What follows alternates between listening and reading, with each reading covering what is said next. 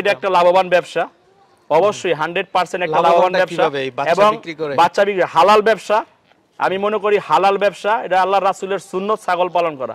আমি ছাগলগুলি পালি আল্লাহর রাসূলের সুন্নত হিসাবে। আর আপনার ইন্ডিয়ান ছাগলের তুতাপুরি ছাগল আইনে এখন অনেকে সর্বশান্ত হচ্ছেন। এর প্রধান কারণ হইলো যারা ছাগল ইন্ডিয়া থেকে ব্যবসায়ী, যে ব্যবসায়িক উদ্দেশ্যে যে ছাগল আনে, ওর মধ্যে আপনার 99% হইলো কাটাইর মাল, মানে কষাইর মাল, বয়স্ক ছাগলের খামার করে। আসলে শহরে ছাগলের খামার করে কোনো লাভবান হওয়ার 100%ই কোনো সম্ভাবনা নাই। আচ্ছা, এর কারণটা কি? এর কারণ হইলো এখানে ঘাস।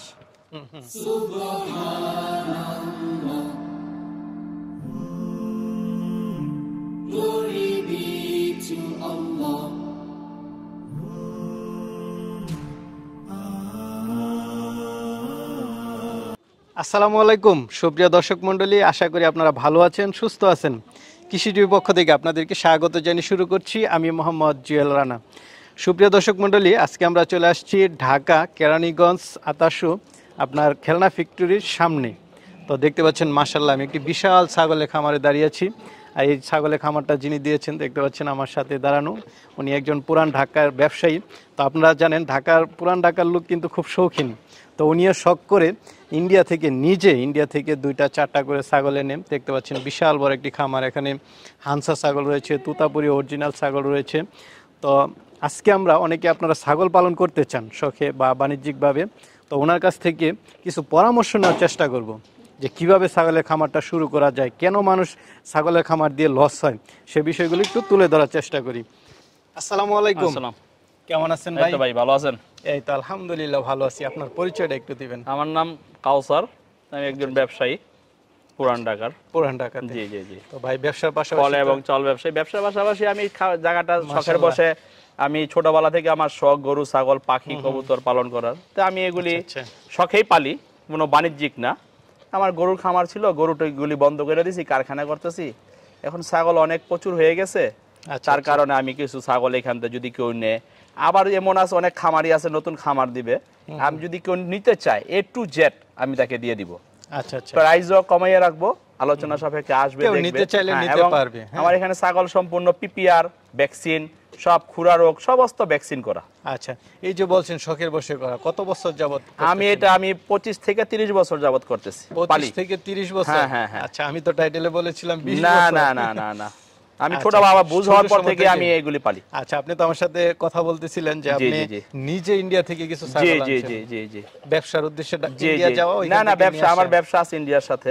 আমি বৈধভাবে ট্যাক্স দিয়ে আমি এই ছাগলগুলি কিছু আনছি, যেমন কিছু ব্যবসার উদ্দেশ্যে যাওয়া, তারপর আসার সময় কিছু। হ্যাঁ, আসার সময় না, আমার লোক আছে ওখানে বিভিন্ন দেশ থেকে সংগ্রহ করে আমাকে। কি জাতের ছাগল আছে আপনার? আমার এখানে আছে তুতাপুরি আছে, কিছু ক্রস ব্রিড আছে, কিছু পিওর হানসা ছাগল আছে। আচ্ছা আচ্ছা, যেটা রেয়ার বাংলাদেশে, ওটা আমার কাছে আছে, কম পাওয়া যায়। জি আচ্ছা।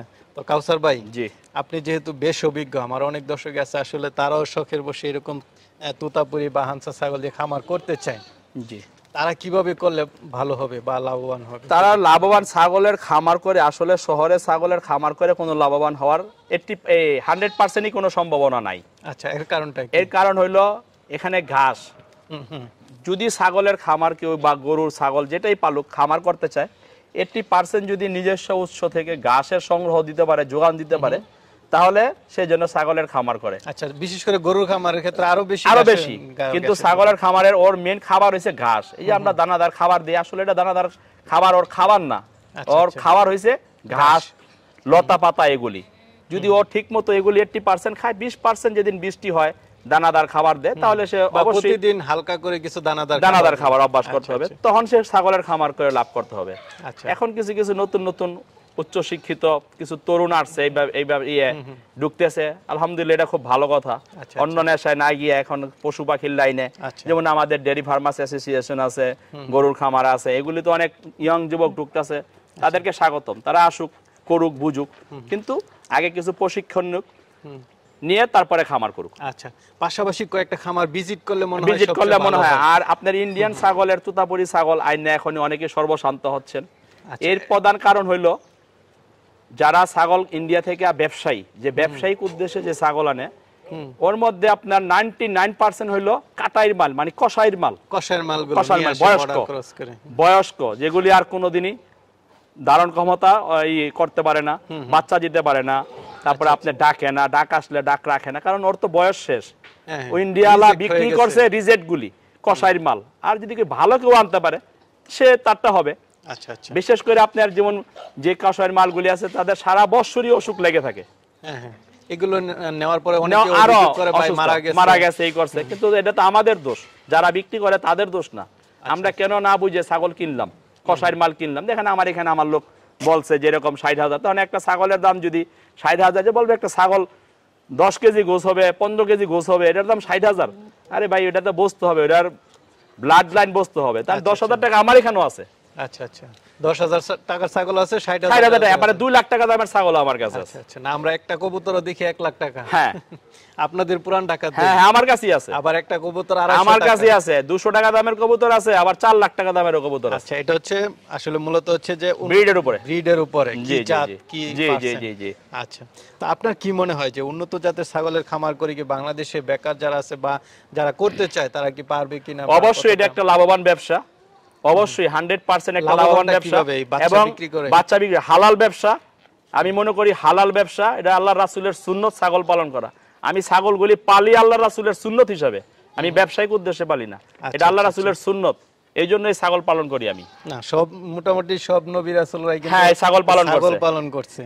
জি মাশাআল্লাহ, যদি কেউ করতে চায় করতে পারবে আলহামদুলিল্লাহ। কিন্তু প্রথম প্রশিক্ষণ নিতে হবে এবং ঘাসের ব্যবস্থা করতে হবে। আর খামার থেকে ছাগলগুলো ক্রয় করা, খামার থেকে যদি 2000 টাকা বেশিও হয় তারা যেন অবশ্যই ভ্যাকসিন করা ছাগল ক্রয় করে।